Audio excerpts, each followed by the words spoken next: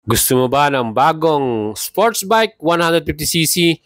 Ngayong 2025, tatlong model ang ating pagpipilian, Japan, brand or quality. Nandyan ang CBR 150R at ang latest din na 2024 R15M.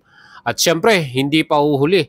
Ang isa pang Japanese brand, walang iba, from Suzuki, ang latest model, Gixxer SF155. For sure, sa tatlong model na to ay mahihirapan kang pumili dahil pareho-pareho silang maporma, quality ang build at hindi lang yan, ang isang sports bike ay ginawa para sa speed, acceleration at handling. Mga idols, kung gusto nyo bumili ng bagong sports bike, mag-PM lang kayo sa ating Facebook page, Boyet Salabarria, and tutulungan natin kayo. And syempre, ang isa sa pinaka-reliable at #1 motorcycle brand sa atin, ang Honda. Ito po ang kanilang sports bike model na available ngayon, ang CBR 150R with available color, Grand Prix Red. Ito po yung kanilang race color, no? Triple color yan, white, blue, and red. Mga idols, pagdating sa engine type ng ating CBR 150R, yan po ay may total displacement, 149cc, double overhead camshaft, 4-valve single cylinder at 6-speed transmission.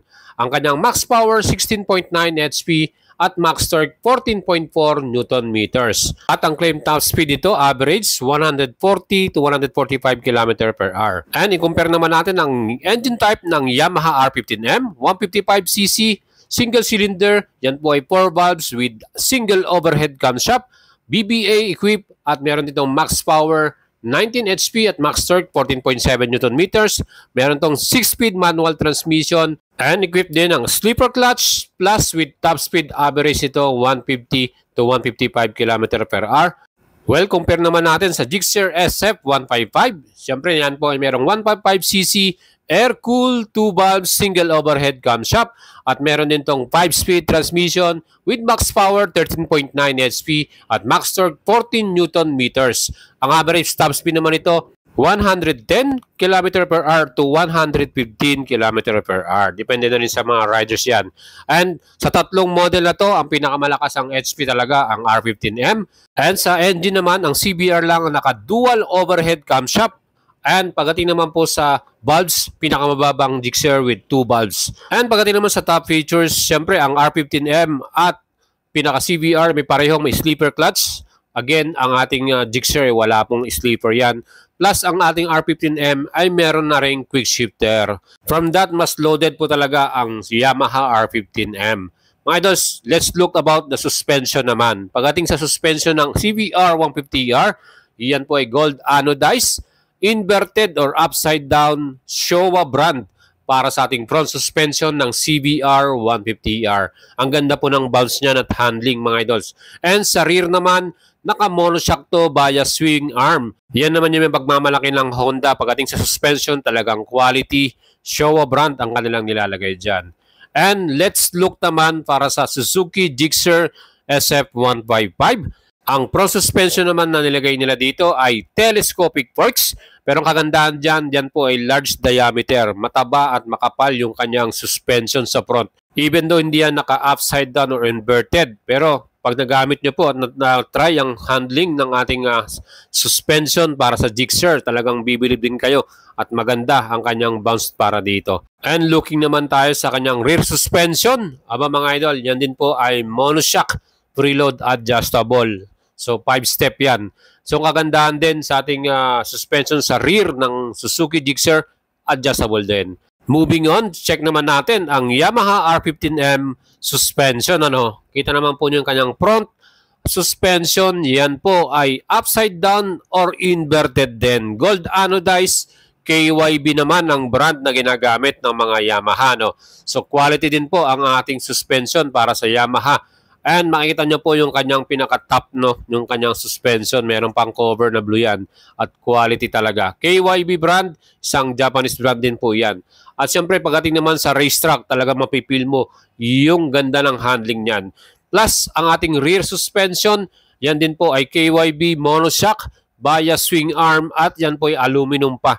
Kaya naging mas lightweight at magaan itong bagong R15M na to, mga idol. So, quality din ang suspension ng both model na yan. Ganyan mga idols, let's check naman ang mga stopping power or brakes. At unahin na natin i-check ang CBR 150R. Yan din po ay naka pedal style disc, no, mga idol. At syempre, 2-piston caliper.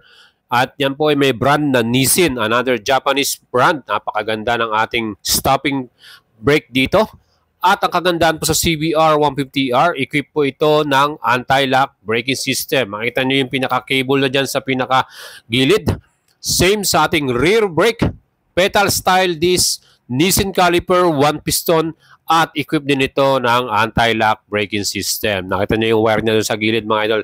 Pagdating naman sa ating pinaka-alloy cast wheel, gold color pa ito, no? Multi-spoke. Ang ganda ng design ng kanyang pinaka-wheels natin dito. Plus, ang ginamit na tires nila ay IRC. At ang sukat sa front ay meron namang 180 by 17. And ang sukat naman ng tire sa likuran ay 130-70 by 17 inch. Ang taba ng kanyang gulong sa likuran. Ano. Next naman, i-check natin ang stopping or brake ng bagong Gixxer SF155. As you can see, yan din po ay naka-disc brake, hydraulic sa pinaka-front brake nito. No?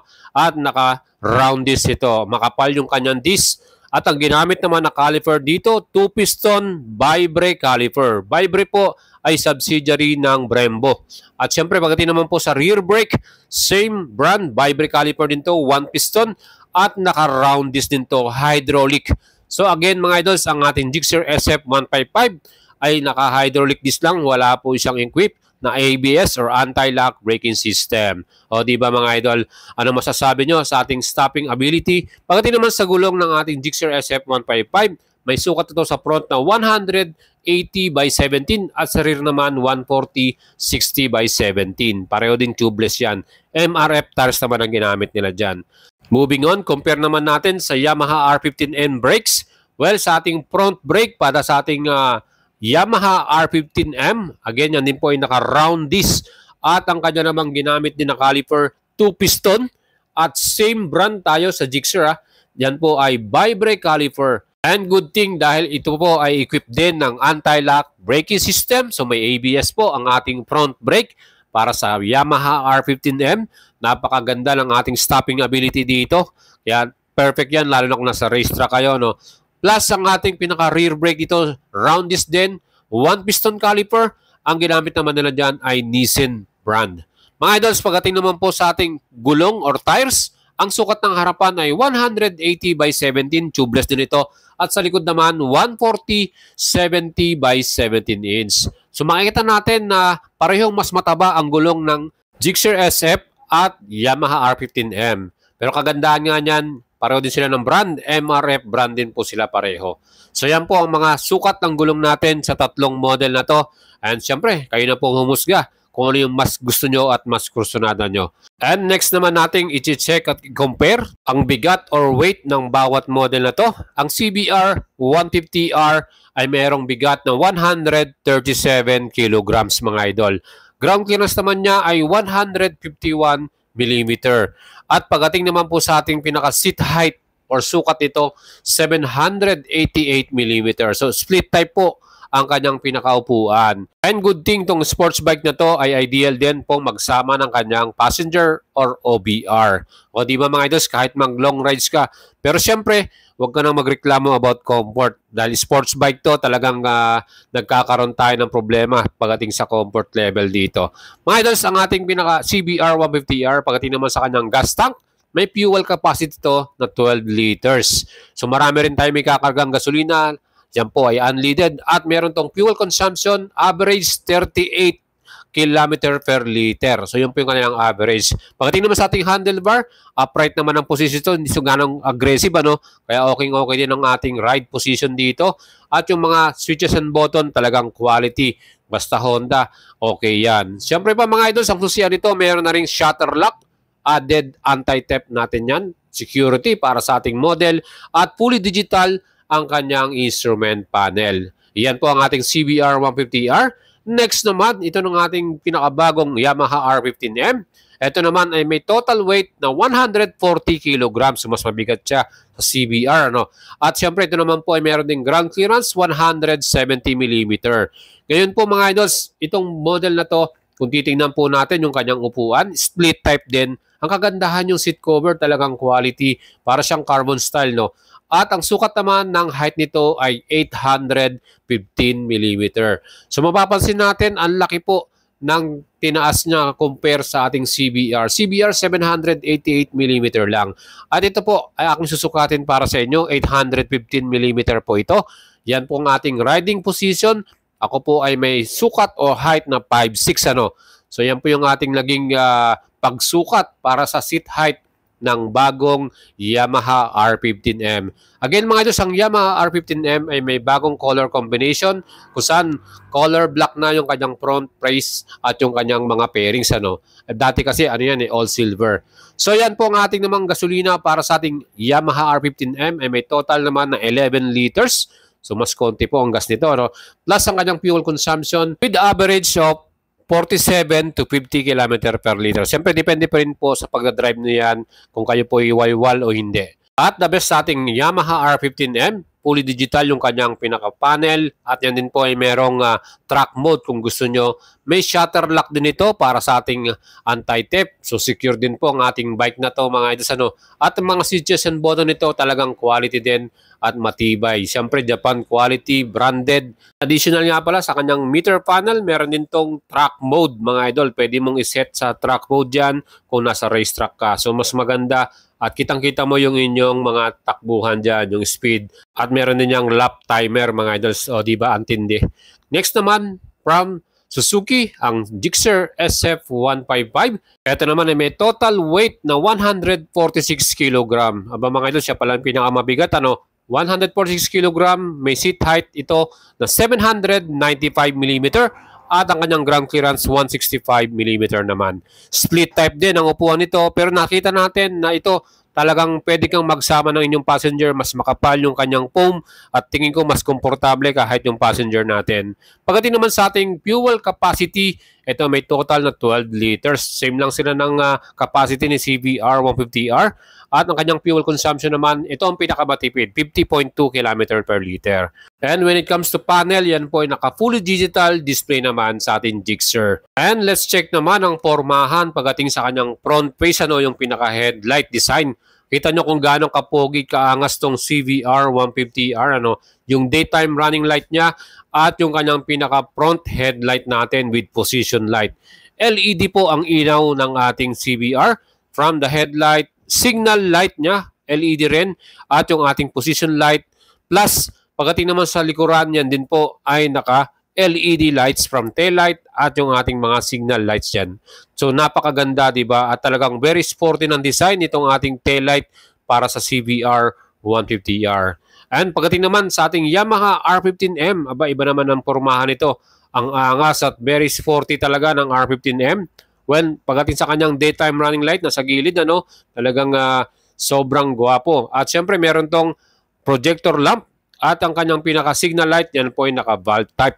So, yan po yung kanyang pinaka-signal indicator. Pagdating naman sa ating rear tail light, LED rin po. Kapareho na to ng design ng Yamaha R1, ano, yung kanilang flagship sports bike, no? At yung ating signal light, valve type din. Sa mga idol natin, i-check naman natin ang bagong Gixxer SF. Ang kanya namang ginamit na ilaw, ang headlight ay naka-LED rin at ang position light. Pagdating sa kanyang signal light, yan naman po ay naka-valve type mga idol. So pagdating sa kanyang headlight design, ano ba ang mas pipiliin nyo sa tatlong model na to? Siyempre, magkanya-kanya tayong taste. Depende na yun sa inyong preference yan. Again mga idols, yan po ang ating 3 models, Japanese brand, Japanese quality. And let's check naman siyempre pagdating sa ating presyo para sa tatlong model na to.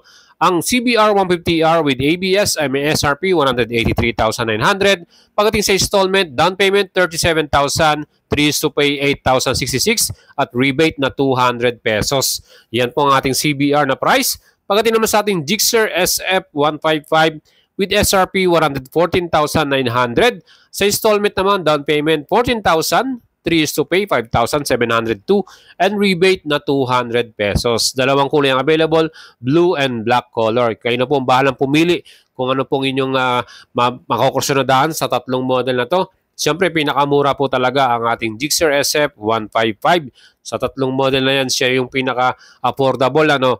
And let's look naman sa presyo ng ating R15M 2024 with SRP 204,000. Sa installment naman, ang minimum down payment 42,000, 2 years to pay 11,188 at 3 years to pay 8,842 pesos with rebate na 200 pesos. Mga idol, siya po ang pinakamahal sa tatlong model dahil na rin loaded to sa lahat ng tech features. Again mga idol, ang ating R15M, CBR 150R at Gixxer SF 155 ay available at mabibili nyo sa Guanzon Store. Pwede po kayo mag-PM sa ating Facebook page, Boy Salavarria, and we will assist and help you.